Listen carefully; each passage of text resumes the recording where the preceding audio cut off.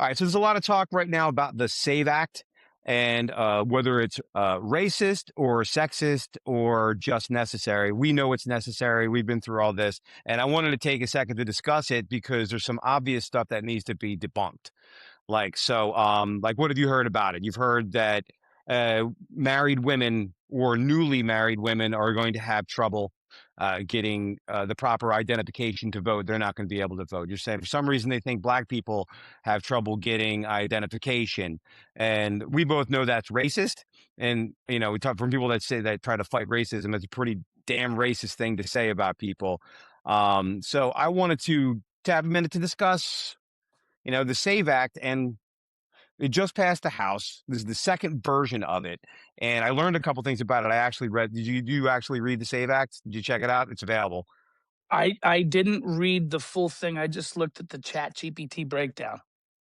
Okay, well, you know what? You're better off. The problem is 90% of the bill, like the last one that I read, is you have 5 paragraphs on explaining why they're changing a period into a comma and then adding on subsection I into the end of. It's annoying as shit, but that's legalese. That's how they make it. That's how they make it work. When you get down to the meat of it, it's literally listing so many ways to prove your citizenship when you're registering. So let's go over a couple things. Problem number one, proof of citizenship to vote. All right. So what do you understand about what they're requiring for proof of citizenship? Well, my understanding is that you need to have a birth certificate. Do you have a birth certificate, Chuck? Yes, sir. Yeah, I have a birth certificate too. So, birth certificate, you know what that is? That's a proof of birth. Okay. Where do you have to present it? So, if we're going to talk about elections, the thing is that right now, what the SAVE Act is saying is that not only do you have to present ID, but if you have difficulty, the government has options to work with you. So, the fact that people may have issues with an ID, the government has alternatives that they can work with you. Lots. So what's the problem?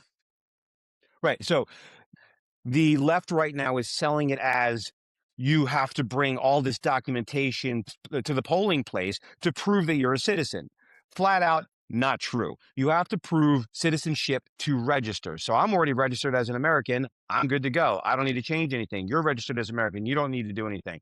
So if you are newly registering, then you have to prove that you were born here. And they literally list about 12 different ways you can prove that. And on top of it, if you read through the bill, there's still provisions where you can go in front of if all that fails, you don't have your birth certificate, you don't have immigration papers, you don't have a marriage license, whatever all this stuff that should be obvious is, you can still go in front of a court and argue your case and probably win. So there's a million different ways you can prove your citizenship, and none of it happens on election day. That's problem number one. Did you know that? I think problem number one is that we're wasting a whole heck of a lot of time talking about how people need to prove their citizenship. Here's the Chat GPT. Here's the Dan GPT version of this. You've been around long enough to vote. You know how to prove you're a citizen. End of discussion. Why are we even talking about this? If you're not a citizen, you can't vote. Everybody agrees that citizens can vote, but everybody all of a sudden says a way to prove that you're a citizen. All of a sudden now that's racist, which is ridiculous. I want to tell you a story real quick. I want to tell you a story. I have a friend. This friend of mine is an avid hockey player. He's been getting, season tickets to the Flyers for decades now, right? He got COVID in 2020. Because he got COVID in 2020, he didn't take the vax because he believed in, immunity after taking COVID, which is proven to be right. So he didn't take the vax. As a result that he didn't take the vax, a lot of the same people that are telling us that asking people for ID is racist are the same people that told him you can't come to the Flyers game because you don't have your papers. Do you have your papers?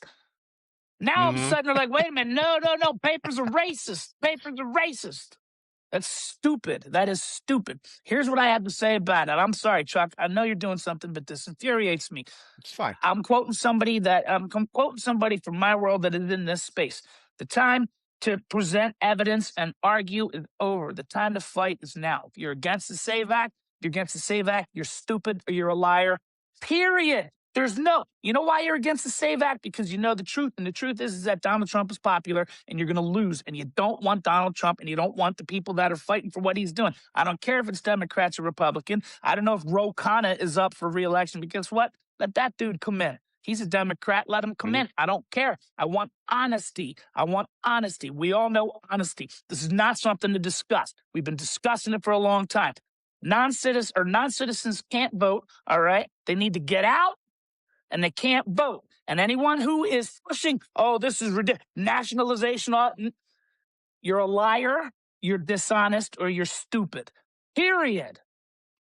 Right. Sorry. But that's why we're having this. No, it's fine. Right. That's why we're having this discussion, because there's a whole bunch of ludicrous stuff being spewed out there. And I'm hoping that the American population, or at least enough of them, understand how to see through this. Like the other argument is not that it's just racist. It's a violation of your voting rights, it's a violation of the Constitution, right? Okay, great. So if I can't, that argument gets debunked simply. If they can't make me show an ID in order to vote, then it's also just as much of a violation for me to show an ID, be required to show an ID to buy a gun. Reconcile that from the left. You can't. It's the exact same argument. So why one right versus another right? You can't pick and choose your rights or your rights.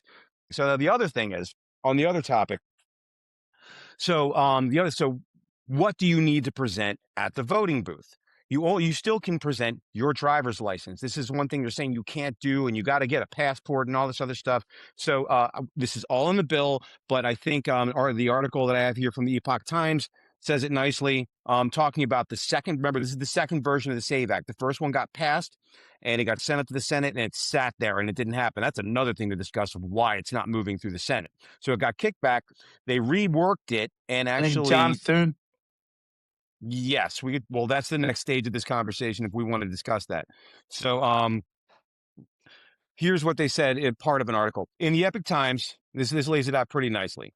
The House Rules Committee advanced an amended version of the bill on February 10th that softened photo identification requirements, allowing voters to cast ballots with photo identification that would not verify the holder is a U.S. citizen. For example, driver's licenses. So right there, I mean, the arguments are lies. Like you said, either they're stupid or they're lying. The arguments being presented in the public on the mainstream media are flat out lies, provable lies. Look at the bill for yourself. Nothing's going to happen. Just pass this thing, then get it through the Senate. So it's passed. It's going up to the Senate right now. Now, what's your take on why it can't get through the Senate? I understand we have the 60 vote threshold. I don't understand. We've heard talk about nuking the filibuster. We've heard talk about Thune putting it up for debate so we can do 50-50 vote. Why can't it get through? Why didn't it get taken up before? Well, I will tell you why. The reason why is because of Senators Pepito, Murkowski, Tillis, Collins, Sullivan, Wicker, McConnell, Thune, and Tim Scott. So here's the deal. First of all, McConnell.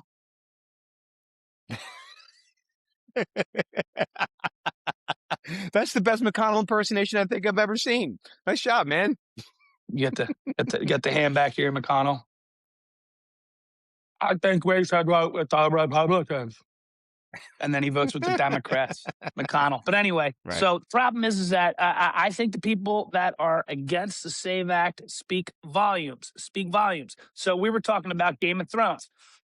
Remember Game of Thrones? I forget exactly what the situation was, but they needed to figure out who the rat was. So what they did is they put 3 different versions of the same story out to 3 different people to see which story got back to them so they could see who the rat is. Okay. When you sit there and you go, okay, listen, we want fair elections. Everyone's like, we want fair elections. We want to make sure that cheating's bad. Okay. You need to show ID to prove the no election. People that shut up, they're probably getting paid by Dominion. Allegedly.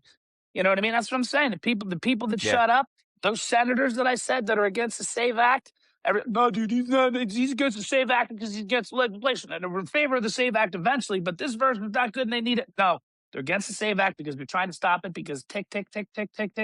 Primaries are coming. And once the ball gets rolling on the primaries, it's hard to undo that stuff. So they're trying to delay it. They're trying to delay it. That's why I'm Mhm. not down with Massey. What Massey's doing right now is a bunch of crap. Bad Great with timing. the You great want to with be the yeah. Epstein, bad with the Save Act, bad with everyone's focusing on it. Everyone's Massey's awesome with the Epstein, but the thing is in the background, he's going, hey everybody, let's keep cheating in elections. That's what Massey's saying. That's the way I'm taking his no vote on the Save Act, which is bullshit. Right. I don't understand why he can't get behind it. I understand he's trying to separate himself as a principled Republican. I know that's the look he's going for. I talk about this with a friend of mine who's a big Massey fan. I used to be a Massey fan. I'm less and less a Massey fan. At some point, you need to get on board with the program so you can actually get anything you want ever done. So let's say he's all about Epstein, right? We're talking about Massey now. Is he all about Epstein? If we don't win this voter ID thing, we're not going to have control of the government anyway. Then what's he going to do about Epstein? They're going to bury it. They're going to absolutely bury it. Then Massey's not going to get to do shit anyway. So get on board with the program. Help us pass this legislation so we can have free elections because nothing else matters without it. You know me. This is my number one topic. Number one. This doesn't happen. Forget it. I'm black pilled. We lose this vote. We go to 2026 without without voter ID. I'm done. I'm absolutely done. My conversations are going to get super boring because I'm going to focus on music and karate, and that's it. I'm gonna move to a country with no extradition laws. I've already kind of planned that.